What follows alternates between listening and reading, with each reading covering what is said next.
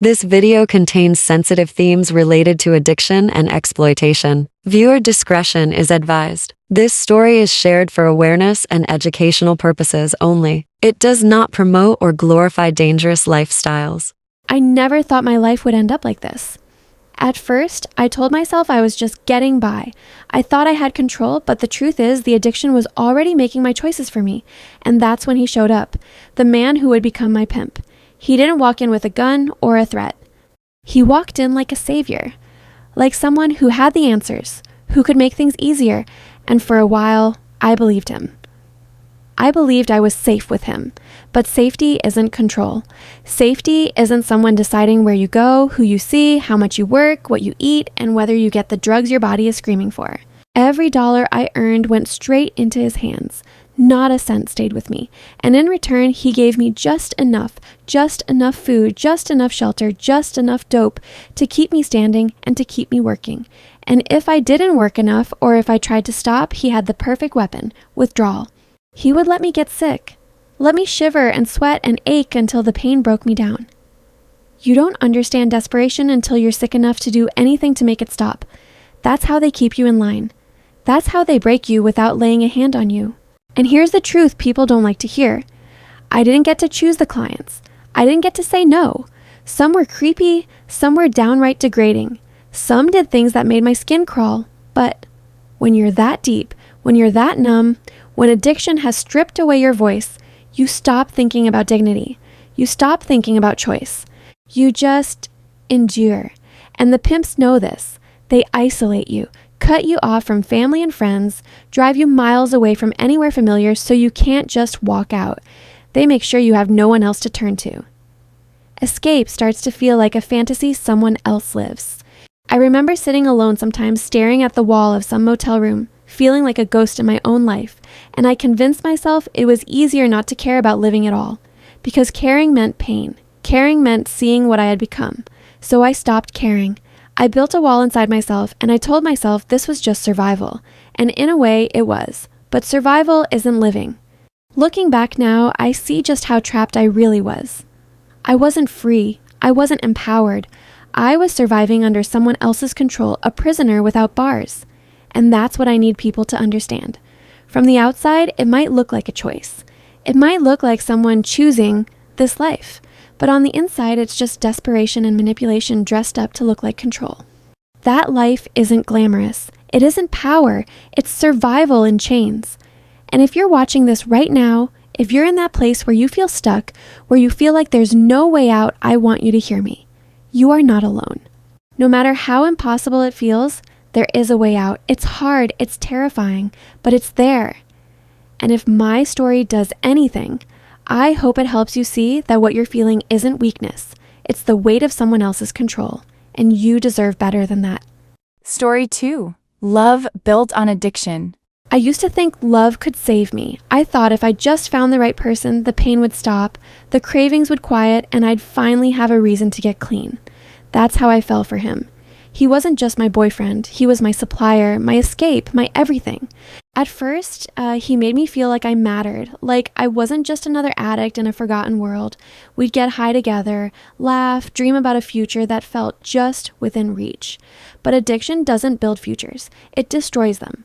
The more we used, the more toxic we became. He controlled the drugs, which meant he controlled me. If I upset him, if I questioned him, if I even thought about leaving, he'd cut me off. And when you're sick and desperate, that's not just punishment, it's torture. I convinced myself it was love, but deep down, I knew it wasn't love at all. It was chains disguised as affection. The lowest point came when he started trading me. Not money, not gifts, me. To his friends, to his connections, to anyone who could get him more of what he wanted. And I went along with it, not because I wanted to, but because I couldn't stand the sickness when I tried to stop. That's what people don't see about addiction. It makes you tolerate things you never thought you'd survive. Looking back, I realize I was never his girlfriend. I was a bargaining chip, a means to an end. And the cruelest part is, I clung to him anyway because even fake love felt better than being alone in that darkness. Addiction isn't just about the drug, it's about everything you lose while chasing it. And for me, the first thing I lost was myself. Story 3. The girl who fell for a fake prince. I thought I had found my soulmate. He was charming, attentive, the kind of man who seemed too good to be true. He promised me the world, love, stability, a future free from the struggles I'd always known. For months, I believed him. I believed every late-night message, every whispered dream, every vow that he would never hurt me. He told me he was building a business, that he just needed me to trust him while everything fell into place. So I trusted. It started with small amounts, a few hundred for a permit, 1,000 for inventory. He showed me fake invoices and building leases. He introduced me to people he called his partners, who I now know were just other actors in his scheme. I gave him my savings, the money I had been setting aside for years. I gave him my time, listening to his plans and reassuring him when he pretended to be stressed. I gave him my loyalty, defending him to my friends when they warned me that something felt off. They pointed out how he never let me visit his office, how his stories sometimes had small inconsistencies. I dismissed their concerns as jealousy or a lack of vision. By the time I realized he wasn't who he said he was, it was too late. The excuses for why the business wasn't launching became more frantic, and then he simply stopped answering his phone. A call to the number on the building lease revealed it was a vacant space for rent. The business wasn't real. He wasn't a businessman. He wasn't even honest about his name. The man I loved was a complete fiction. He was a con artist, someone who had carefully built a mask just to drain me of everything I had. When the truth came out, I was humiliated. I wasn't just broke, I was broken. My love story wasn't real. It was a lie, crafted to control me, to use me, to strip me of everything. And when he disappeared, he left me with nothing but shame. People ask me how I didn't see it coming, how I could be so blind. But the truth is, when your heart is desperate for love, your eyes see only what they want to see. And that's the danger of lies. You don't realize how deep they run until the damage is already done. Story 4. My sister's betrayal. Family is supposed to be your safe place, the one bond no one can break. That's what I believed, until my sister betrayed me in a way I'll never forget. We were close growing up, sharing secrets, dreams, and even hardships. I told her everything, including my deepest insecurities. I trusted her more than anyone, but when I fell in love with someone she also wanted, everything changed. At first, I thought her coldness was jealousy, something she would grow out of. I even tried to include her, hoping she would see how happy I was and be happy for me. But slowly, I realized she wasn't just jealous, she was scheming. I would catch her in small lies, telling me he was busy when I knew he wasn't, or claiming he had said something negative about me that didn't sound right. Behind my back, she whispered lies to him, twisting my words, using my private confessions against me. She painted me as unfaithful, unstable, unworthy of his love, and he believed her. I didn't even notice the shift until it was too late. He stopped looking at me the same way, his warmth replaced with suspicion. His eyes, which used to light up when I entered a room, now held a cold, analytical distance. He stopped answering my calls, citing reasons that felt manufactured. He was suddenly always busy with work, or his phone was dying, or he was simply too tired to talk. Our conversations became short and clipped, devoid of the easy laughter we once shared. He stopped trusting me, questioning my whereabouts and reading hidden meanings into my most innocent comments. When I confronted him, asking what was wrong, he became defensive.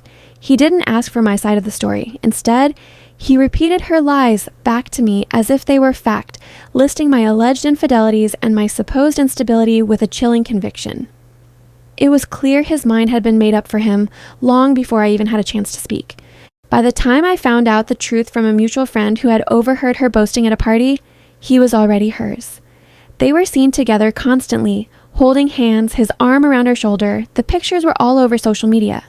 My own sister had stolen him with lies, systematically dismantling my character to build her own.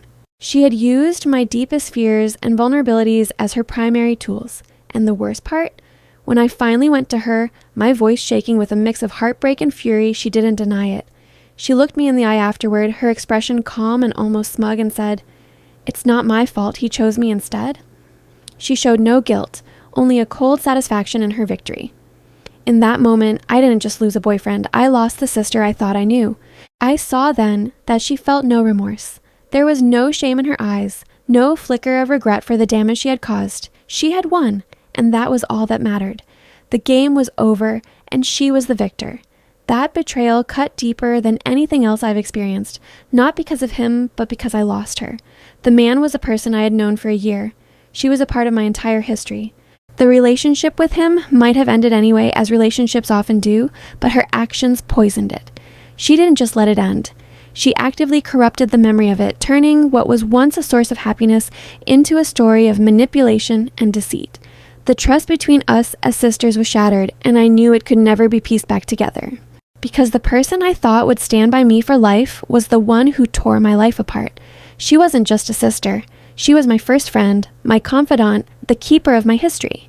We no longer speak. The silence between us is now a permanent wall. Family gatherings are tense, silent affairs. We sit at the same table for holidays, but we don't look at each other. Our parents make strained conversation, trying to bridge a gap that is too wide to cross. They talk about the weather or their work, carefully avoiding any topic that might remind us of the chasm between us. My mother sometimes looks at us with a sad, helpless expression, but she doesn't know what to say.